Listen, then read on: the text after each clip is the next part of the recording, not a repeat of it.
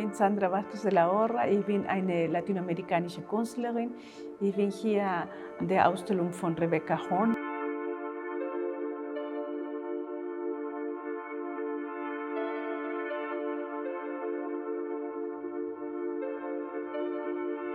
Besonders diese Arbeit, ich finde sehr symbolisch mit der Leiter und der Geiger. Auch in Yoruba existiert eine Tradition, wenn jemand stirbt, das spielen die Geiger oder sagen, dass wir machen die Tränen weg.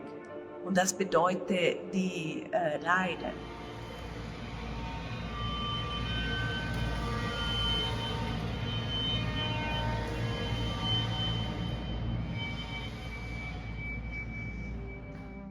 Und diese Arbeit, das ist inspiriert in den Balkankrieg mit dieser Poesie. Und die Geiger spielen in unsere Unterwelt und in unsere Reise im Himmel.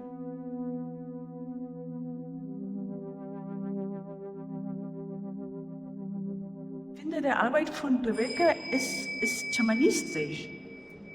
Ich finde, es gibt Sachen, erinnern mich Zen-Meditation und Zen-Garten. Ich glaube, sie hat viel in den Gedanken, in den Reflexionen von etwas transzendent und philosophisch in dieser Existenz, in dieser Erde.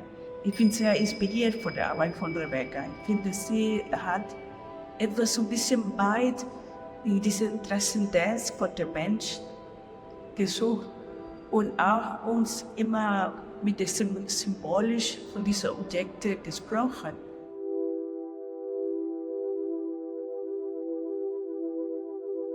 Wenn die Leute beschäftigen sich nicht nur mit Information, auch Leute können ganz intuitiv rüberkommen und viel fühlen auch.